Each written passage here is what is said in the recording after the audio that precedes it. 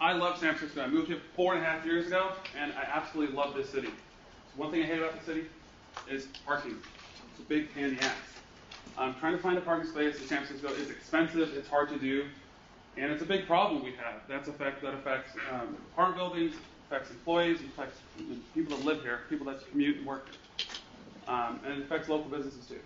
So what I'm going to talk to you about today is how we're going to solve that. I've got, what we're going to do is, it's an easy problem to solve. I mean, it's a basic supply and demand issue. There's a lot of demand and there's not a lot of supply. Although there is actually enough supply, the problem is it's all locked. The supply is out there, the parking spaces are there. The challenge is they're owned by private people, or they're owned by private buildings. So you have, and I'll give you an example. I live down the street at the Metropolitan. It's about 200 to 300 people live there. We've got about 300 spaces. However, middle of the day, go in the park, on average, about 60% of the spaces are available. And this is prime real estate, right next to, lots of businesses in Soma, lots of, orgs right across the street, and 60% of the parking spaces are empty. At night, 35% of the parking spaces are empty. At midnight, I've gone to like 1 a.m. just to check, I'm like, on a weekday, and it's 35% empty. If you try to buy, they don't have any visitor parking or guest parking. So you have your friends come over, they got to park down the street. Hopefully they don't get towed, hopefully they don't get a ticket, hopefully they don't get broken into. And it's also not very safe when you're having people staying over. So the biggest problem is anytime you have friends over, there's nowhere to park. And this is the problem we talked about. And the way we can solve is very simple. It's called park sharing. I'll just walk through the case of how it would work. When I go to work, I work in Foster City.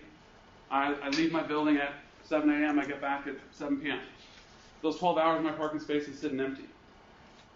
Why can't I rent that out to someone, earn money, and then when I need space, when I got a friend come over, I can use that money to rent out an extra space in my building.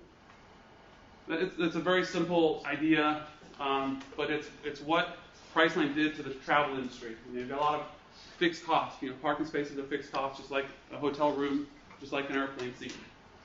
And the supply is there. We just got to figure out how to bridge it.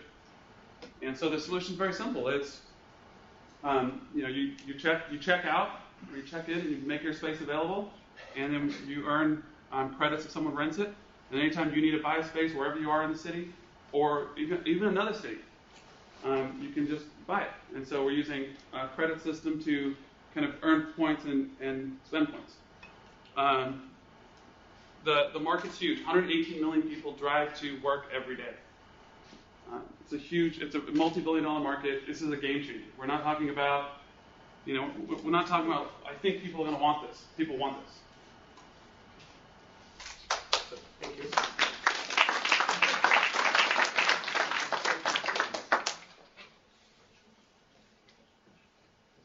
How do you verify that the parking space owner is actually the parking space owner? Great question. Part of it is you have to register. You have to be a supplier, which is obviously a big part of the problem is getting suppliers. You have to unlock the supply. And so as part of that, there's a registration process and verification with your credit card or street address. There is a park company in San Francisco. I forgot the name. Park. And they are already doing something like this. Maybe it's not inside your building. What is unique about this? Well, I think the approach is, part of the problem is it's not about just building a technical platform. It's about going to the right businesses, really getting your feet on the street to I'm saying they are doing this. What is different about this? Have you know them? Have you visited I've done them? some research. I don't know if they're doing that. I believe there are some companies doing with street parking, and I know, but they already have traction. They already are collecting money. They are already paying money. What does it? It's not too difficult to say, you can do this inside the buildings too. I think it's the approach of the acquisition of the supply. I think that's one of the biggest challenges is the acquisition of supply and opening up that supply. And so it's really the strategy around that is how you go to the buildings, how do you get do the pilot programs, get them on board, how do you go to the private commercial, get them on board, and then ultimately it's going to go through a number of iterations.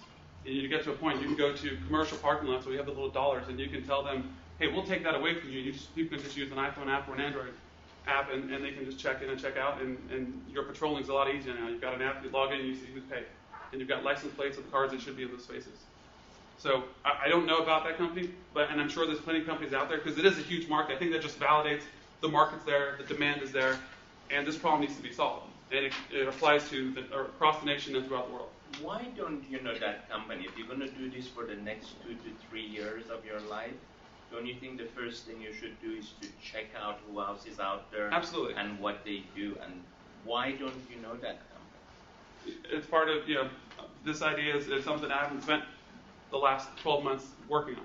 I've been incubated for a month or two. From an execution standpoint, I'm an entrepreneur. I have a business. Last 4 years, I grew a $15 million business with bootstrapping it myself. I know how to build a team. We got 100 people that work for me. Before that, I ran a team of 60 people. I can build a team. My company right now, we develop software, we manage projects, we hire people. And that's everything you need to do to build a team that can execute on this. I mean, having the idea is one thing, having spent is another thing. Can you execute? Can you really understand the customers, really understand the needs, and then go make it happen? And then learn while you're doing it and figure out the right approach. Because there's always going to be 5 ideas or 5 people that have a similar company with some idea. It's all about execution of it, though. Have you spoken with any building managers? I mean, it seems to me that having a bunch of strangers come in and out of their parking lots would be a security threat or just an administrative nightmare. I mean, what's in it for them? So, is it worth it for them? So it's like Airbnb. I mean, it's similar to Airbnb. I mean, they have that same problem, and how they work around it. I mean, part of it is, for instance, if I want to rent out space, the problem is, or the value for them is, one of the biggest problems is guest parking. And if you can solve that problem by offering, if I'm a resident, I can now get a parking space. I'm solving literally I get emails every week from people in my building saying, I need a parking space, I need a parking space. And they get calls and I've talked to building owners, and they get calls and they get complaints. It's a big problem for them. And so this is a solution to that problem. And, kind of the first iteration of solving that is, only residents can rent spaces for their guests. And so you're just doing, it's a friend of a resident can only rent spaces. That's your first iteration.